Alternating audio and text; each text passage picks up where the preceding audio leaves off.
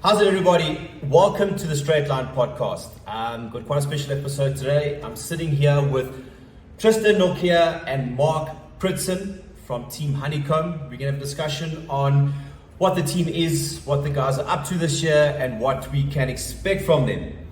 But before I start, I think it's important that, a lot of you guys will have seen Mark on the podium winning and know the name Honeycomb and seen the cars around. But Mark, tell us, what is Honeycomb? What is the business? What do they do? So Honeycomb is a verification agency for BEE. They are currently the largest verification agency in South Africa, and they're also the best verification agency in South Africa. And I mean, we have other sponsors as well as BWise, which is on the consultancy side on BEE, and then we have other sponsors as like Bez. Yes. And that's basically the long and the short of Honeycomb. Okay, cool. And then I noticed when you guys pulled in here, you've got some striking green bikes on the back of the bucky and the back of the car. Tell me a bit more on the road side. What are you guys using this year? What equipment are you guys on? So we will be on Bianchi again, running the Specialismas. Which is for me, it's a great bike. I mean, with J&J again. They were with J&J last year again, but last year unfortunately I was on the team. Now being there, I love just the brand, and then being with Johan Ribbons as well. Okay. Yeah, I had a look on your Facebook post the other day. You guys are going to the ASOS store. I was personally jealous. Pretty cool kit. And I looked at the design of the kit. Looks very, very, very lekker. Yeah, it's quite spoiled being sponsored by ASOS. Yeah, I think can't go wrong with that. And then Tristan, tell me on the mountain bike side, what are you guys riding this year? Yeah, so this year we're riding Cube. I think Cube hasn't been in SA for quite some time, so I think it's going to be a good step up for them to let us ride their bikes in South Africa on the mountain bike side this year. And we'll ride DT Swiss suspension, and then like full SRAM AXS group set brakes, and dual suspension bike. Okay, and then for this year, I know that from what I believe, you guys are going to be running a bit of a different program or different schedule to what the typical South African team is. Mountain biking, doing all the big races here. The gravel racing, as we all know, gravel is becoming big in South Africa. You guys are going to jump in on that, also on the road side. But for the immediate future, we've got SA champs coming up here in 4 weeks' time, and then another big race that I'm sure that'll feature on your guys' radar is the Cape Town Cycle Tour, which is typically the second weekend in March. Over the last 2 years, you guys being the team, Mark, you won the Cape Town Cycle Tour 2 years ago. The same year you won the Amashova, and then the same year you ran second in the Ride Joburg 94.7.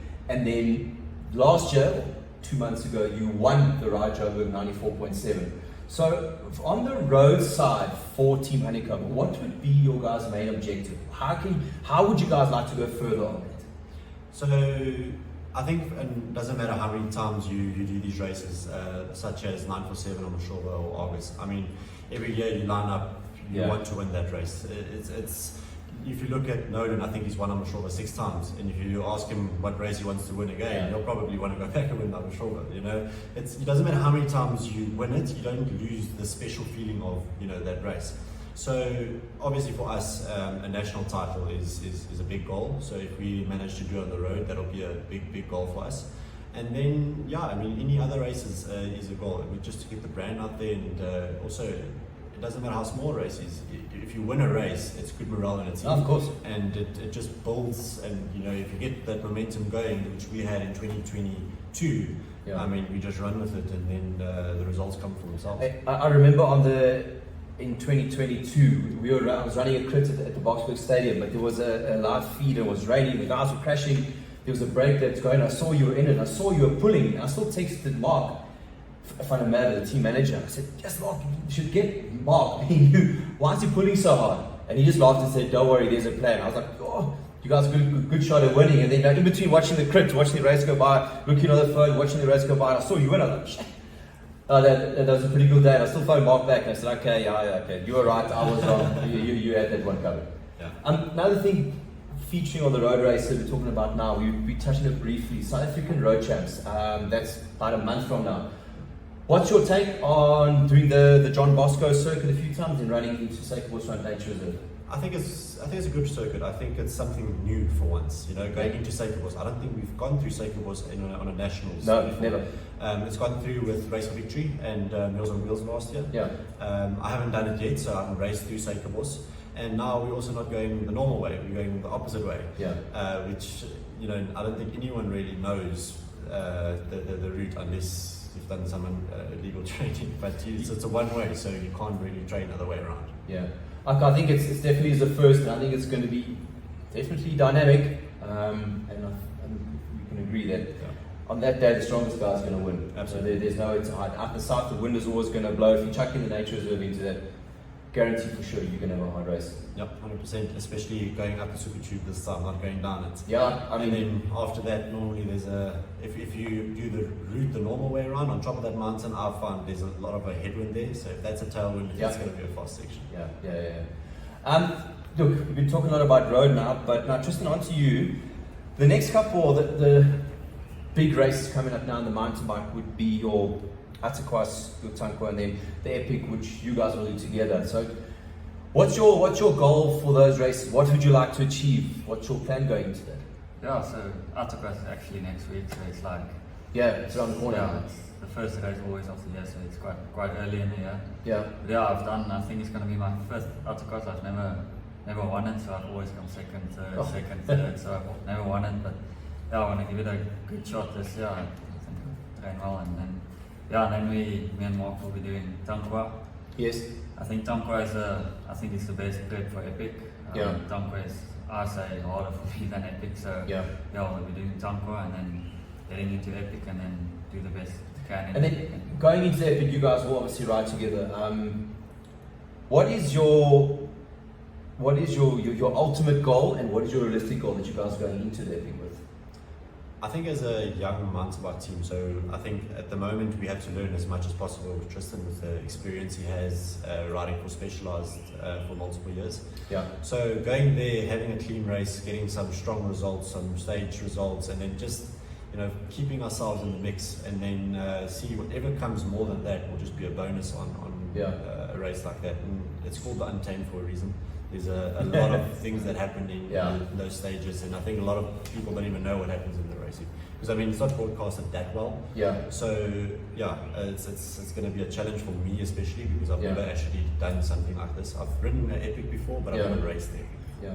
Well, I remember last year a couple of riders I was coaching were doing it, and they were sending me videos on the second last day in the rain. Like you say, there's a lot of things that you don't see, and I got some video footage on him. I was like, you can't ride that. And then you got normal guys that have trained hard and prepped hard, and they are just going through these rivers. The guys still get through the finish, so untamed. That's a very good saying. Look, Mark, we'll talk more a little bit here on the road side. We'll touch on this briefly. Last year you had a stint with EF Education. You were there, you experienced firsthand what it's like to ride at the highest level. Now, if you've raced in South Africa and you have the opportunity to go race abroad, what I'm going to say now is going to resonate with you, and you're going to understand it 100%. Like, it's a different sport than what it is here. It's not the same. But now, if there's a 14-year-old boy or girl that's listening to this now and they see you and you're the hero, I mean, you went there, you saw what you saw. What would be there's many bits of advice I'm sure that you could offer and tell them, look out for this, look out for that, but what would be for you the one or two standout things that would separate you making it that side, the high level, and not making it? I think the biggest thing going from South Africa going over to Europe is when you stand on that start line, not understanding the languages, the people around you, they all have their own cultures, their own languages, different team, foreign faces, is the shock that what hits you initially, of just everything. And then you start a race and it is just chaos. People in South Africa, I wouldn't even say that road cycling is much of a contact sport. Yeah. In Europe, it's a full-blown contact sport. You're leaning on each other, you're pushing your guys around. It's incredible. So the shock when you race in Europe, I think you have to be prepared for that. You must prepare yourself for the worst when you go over. Because the level is so much higher. You can be winning everything in South Africa and you can go to that side and you probably struggle to sit in the bunch. Yeah, so, for sure. Yeah. Like, and a lot of people probably criticize me for what I have said. I've been preaching for years and years that like, road racing, if your intention is to be a road racer and to compete at the highest level, you can't be a little wee boy and you're getting stuck into the bunches. You say it's a contact sport. You know, it's not like, can I please have this gap? So no problem, you may take it. I mean, you have to fight for that gap. And they're screaming and shouting, crashes going on around you, but you have to put your blinkers on and just focus on what you need to focus on. It's a different sport there. Absolutely. Absolutely. I mean, one of the when I was racing there, probably one of the biggest races I did was against Wevelgem. You know, you do a neutral zone riding through town, and then within 5 k's, you've got 200 guys going on a road that can't be more than 2.5 meters wide. It's echelon. I'll never forget that. It was like I got the biggest punch in the face. Like, what the fuck am I doing here? You know, and there's guys jumping across. It's just absolute chaos. So it's very difficult to compare it to here. Absolutely. No, absolutely. Yeah. But with that being said, is it possible? I think it is. But is it difficult? Very. I think it takes a special character as well. It's unfortunately, and I'm not scared to say it or afraid to say it. Unfortunately, my personality and all that. I'm a person that loves my community. I thrive around the people that I have around me, and that side I didn't enjoy that so much. But there were times when I went to Germany and to Switzerland when you have the language that is the same, because I am home language is German for me. Then then you're comfortable. So you have to find a place, an environment that suits you. Yes. So for me in the past, I was in team houses and all that, and I was in certain places where I didn't really feel comfortable, and when I'm not comfortable, I don't thrive really in an environment, and that I believe that morale equals what.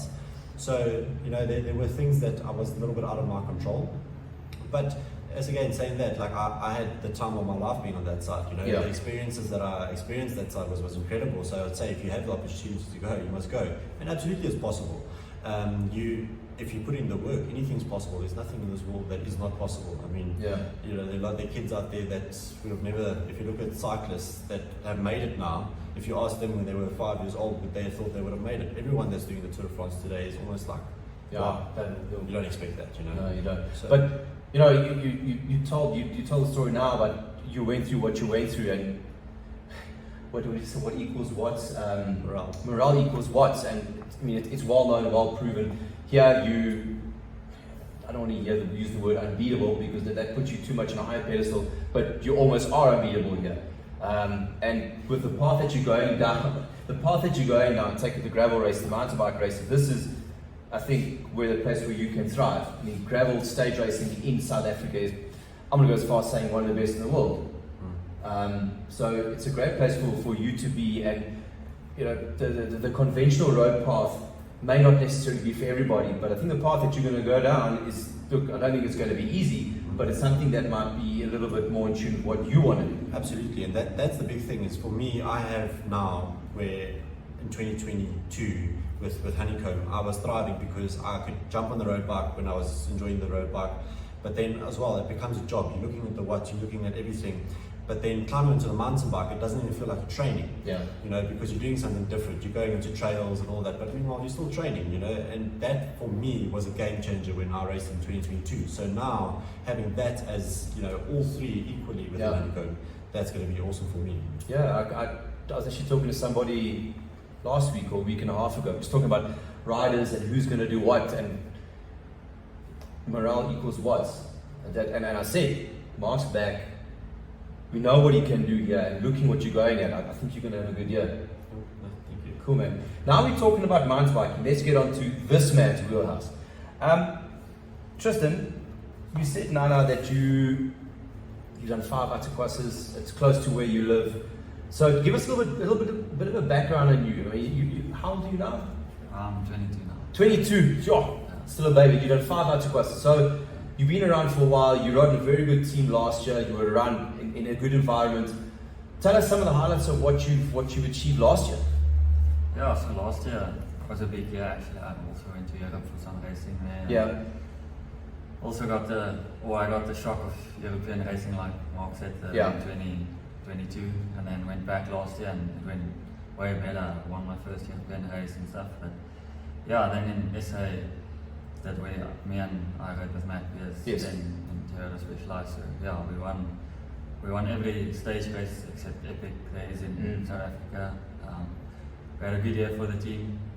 I came third at Autoquas, we won Tankwa. Yeah. So I've been on every podium last year, every race I rode. So it's been a good year last year, and I think it's going to be even better in a few years now. And what is your ultimate goal here?